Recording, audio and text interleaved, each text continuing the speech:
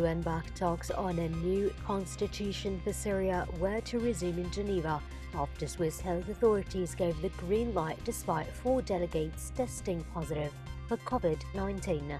The discussions aimed at rewriting the war-torn country's constitution were put on hold almost as soon as they started on Monday when the test results came through. UN envoy Jai Pedersen, who is moderating the tentative talks between representatives of President Bashar al-Assad's government, the opposition and civil society, has voiced hope they could help pave the way towards a broader political process.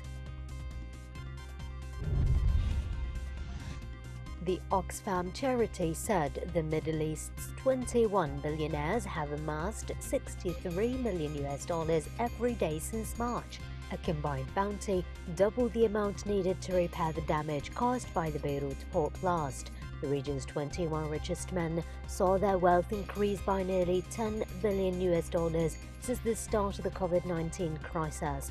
Oxfam said its figures were the result of a comparison between their net wealth as listed by Forbes on March 18th and on August 16th.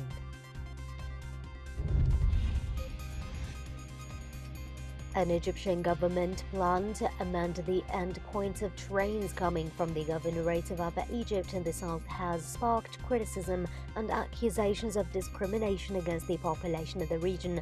The Ministry of Transport, which is overseeing the project, defended its work, stressing that it was aimed at reducing congestion at the main station in the center of Cairo.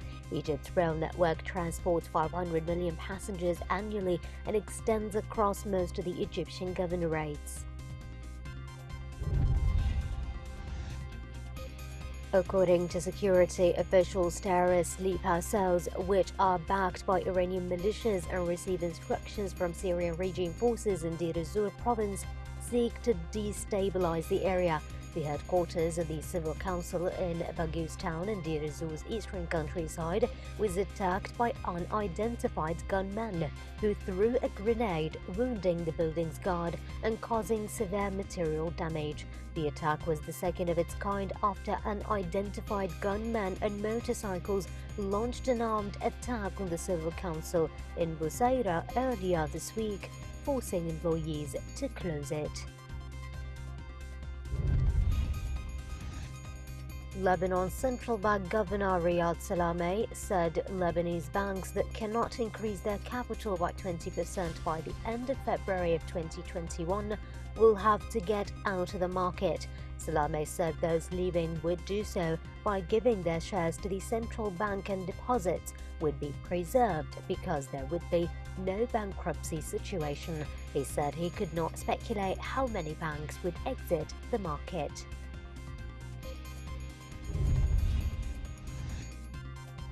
The Canadian Foreign Minister, François-Philippe Champagne, said Canada has offered to join Lebanon's investigation into the massive Beirut port explosion on condition that it is credible and transparent. Lebanese President Michel Aoun initially promised a swift investigation into why tons of the highly explosive ammonium nitrate stored unsafely for years detonated on August 4th, killing at least 180 people and injuring some 6,000. The Canadian Foreign Minister said after meeting Aoun at Bada Palace that Ottawa was ready to assist under conditions that would be defined. Moscow accused the U.S. military of trying to hinder a Russian patrol in Syria after Washington said U.S. troops had been injured in a collision with a Russian vehicle. The chief of the Russian military's general staff told his U.S. counterpart in a phone call that Russia had warned the U.S.-led international coalition in Syria about the movements of the Russian patrol, Russia's defense ministry said in a statement. Washington has said the incident violated safety protocols agreed with Moscow. French Foreign Minister Jean-Yves Le Drian said that Lebanon risked disappearing due to the inaction of its political elite who needed to quickly implement crucial reforms under a new government.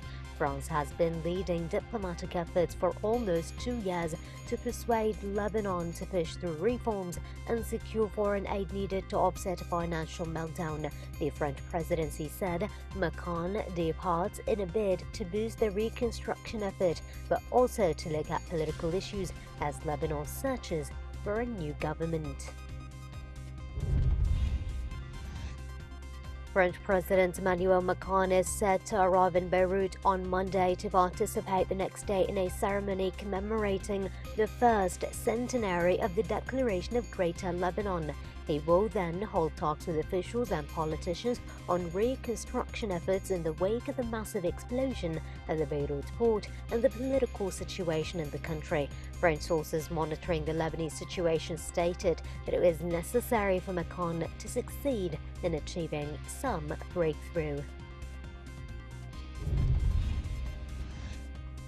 Turkey has reimposed preventive measures in light of the rapid spread of the coronavirus and infections hitting a record level since mid-June. The Interior Ministry said it was banning certain events and ceremonies in 14 provinces, including the capital, Ankara. In a nationwide notice, it said weddings in the 14 provinces would be allowed for up to 1 hour only, saying celebrations or parties were banned. Turkey accused France of stoking tensions in the eastern Mediterranean, where NATO allies Turkey and Greece are locked in a stiff standoff over competing claims over offshore energy exploration rights. The accusation came as European Union foreign ministers were set to meet in Berlin as they try to persuade EU member Greece and its neighbour Turkey to pull back from the brink of a conflict. The ministers were expected to debate a range of sanctions and other policy options that might convince Turkey to temper its insistence on drilling for energy reserves in disputed parts of the eastern Mediterranean. Saudi Arabia's foreign minister has praised the kingdom's deep ties with Iraq during a meeting with Prime Minister Mustafa al-Kadhimi in Baghdad. Prince Faisal bin Farhan said that he discussed growing relations between the two countries and common challenges with al-Kadhimi. The Prime Minister was appointed in May after the country was rocked by protests and has promised to deliver reforms.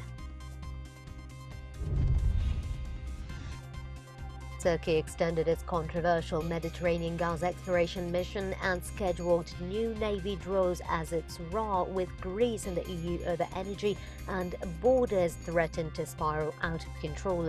The Turkish Navy said it was prolonging the stay of the Orak research vessel and its companion warships in waters claimed by Greece by an extra 5 days to Tuesday. It also announced plans to hold gunnery exercises at the edge of its territorial waters in the northeastern corner of the Mediterranean next Tuesday and Wednesday.